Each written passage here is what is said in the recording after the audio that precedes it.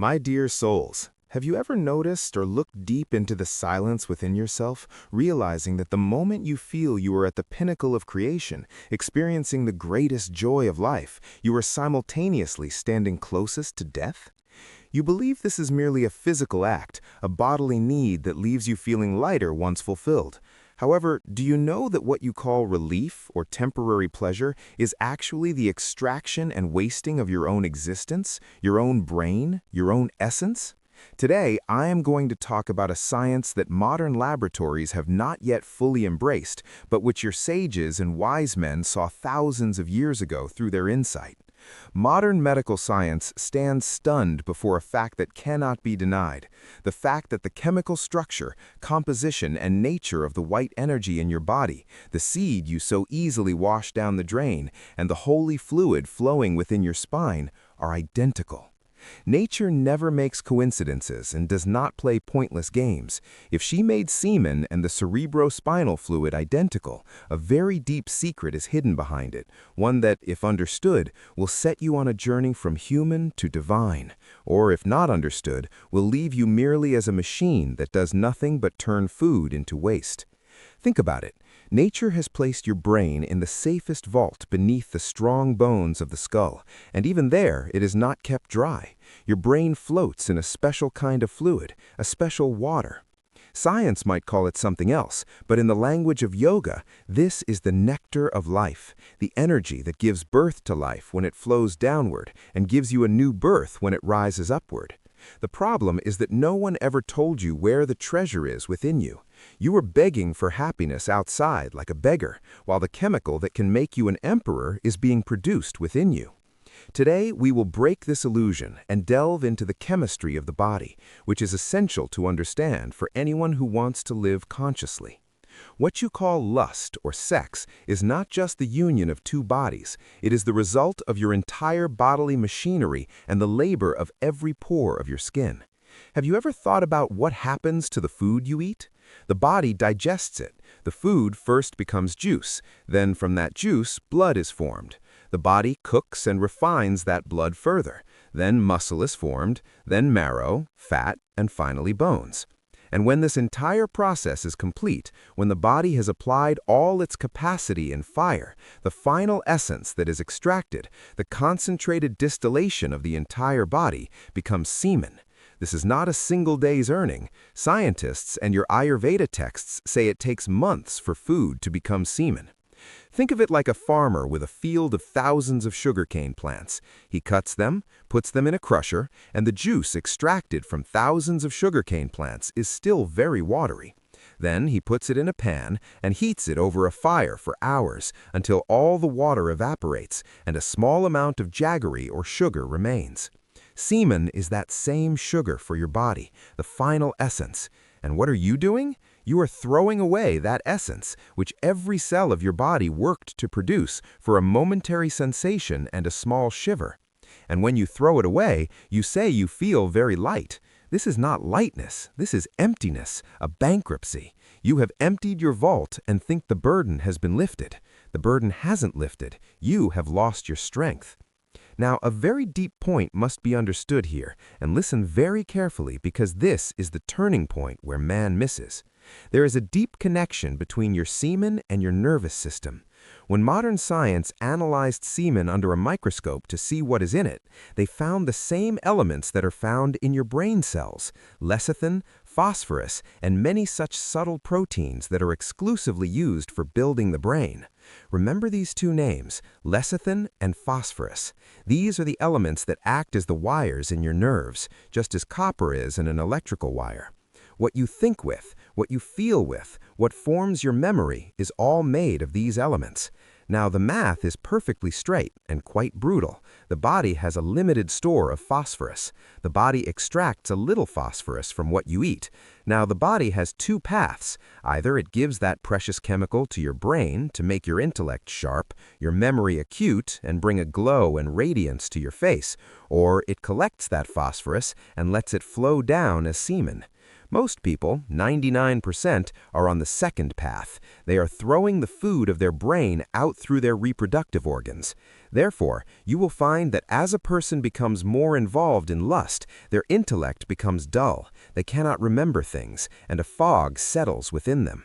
The biggest problem the youth generation is facing today is brain fog. Everything is hazy, they cannot take decisions, there is a lack of confidence, and they panic over small things. Why? Because the engine that needed petrol has had its petrol spilled on the ground, and now you're pushing it. Your brain is dry. The fluid in which your brain should have floated has dropped in level. Think of it as a pond where lotuses had bloomed. You opened the drain and let all the water flow out. Now that there is no water, the lotuses will wither and rot. Your brain has become like that dry pond today. You complain that you cannot concentrate on studies, that you cannot meditate. How will you meditate? Meditation requires energy. Meditation is not an empty thing.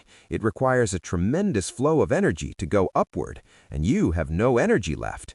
You discharge your battery every day, and then you hope the bulb will light up. The bulb cannot light up. Nature's law is very relentless. It will not stop you. If you want to fall into a pit, gravity is ready to pull you down. Water always flows downward. That is its nature. Semen, energy, always wants to flow downward because there is a slope. It is easy to go there. Producing children is very easy. Flowing into lust is very easy. Animals are doing the same. Birds are doing the same. There is nothing unique in this. But if you want to rise above, you have to go against the law of gravity. You have to make the water flow upward. And this is the science that separates man from animals. Just look at the arrangement of your body. The spinal cord is the main support of your life. It is not just a necklace of bones that keeps you standing straight. It is a ladder to go from earth to heaven. And inside this ladder is a path, a very fine canal through which energy can rise upward. When semen is produced in the body and not used for reproduction, what does the body do? Does it let it rot? No. If the body is healthy and the flow of energy is correct, a miracle happens. That is called becoming urdhvareta in yoga. But before we talk about that miracle, you must understand your disease more deeply. What you call love is often just lust, and lust means using the other to scratch your internal itch. When ejaculation occurs, when that energy leaves the body receives a shock. You must have felt a deep sadness after that act. There is a Latin saying, every creature is sad after copulation. Why? Because you have lost a part of your life. You have called death a little closer. Ayurveda clearly says, death is the fall of the drop. Life is the retention of the drop. The falling of the semen is death, and retaining that drop and raising it upward is life. This is not moral education. I am not teaching you morality. I am not telling you this is a sin. I don't speak the language of sin and virtue. I speak the language of science, the language of cause and effect. If you put your hand in fire, it will burn. This is not a sin. This is science. Similarly, if you keep wasting your life energy, your white blood, because semen is nothing but your white blood, if you keep wasting it, you will become mentally, physically, and spiritually bankrupt. The irritability within you, the anger that flares up over small things, is nothing but the weakness of your nervous system. Your nerves have become weak because their food, the lecithin and phosphorus that gave them lubrication and strength, you have wasted. Now dry nerves are rubbing against each other. Just as a machine makes noise and heats up if there is no oil, similarly, your brain is heating up. You talk about depression. What is depression? It is having a low level of energy. When you have no energy, where will you get enthusiasm? For enthusiasm, for zest, you need to feel full inside. Look into the eyes of a yogi. Look into the eyes of a person who has conserved their energy. Their eyes will pull you like a magnet. You will feel good sitting near them. Even if they don't say anything, you will find peace in their presence. Why? Because their bioelectric circuit is complete. Their bulb is lighting up with full radiance. And your bulb is flickering. Sometimes it lights up, sometimes it goes out, because there is no voltage. This water of the spinal cord, which doctors call cerebrospinal fluid, is the raw material with which your brain works, and semen is its concentrated form. When you conserve semen, the body reabsorbs it. It merges back into the blood, but now it is no longer ordinary blood. Now it becomes Ojas, a subtle energy that directly nourishes your brain, your pineal gland, your third eye. But what is the situation today? Man is living in fear. He feels that if he does not have sex, he will get a disease. He feels that if semen does not come out, it will rise to his brain and make him mad. These are all misconceptions spread by people who want to keep you weak. The market wants you to remain weak, because if you are weak, you will buy their medicines, you will buy their means of entertainment, you will buy pornography. A powerful person, an energetic person, is not a slave to the market. They are their own master. You must understand that this body is a wonderful machine. It has the capacity for transformation. Coal becomes a diamond. Chemically, there is no difference between coal and diamond. Both are carbon. The only difference is that coal is raw, and a diamond is what has been cooked under a lot of pressure and heat.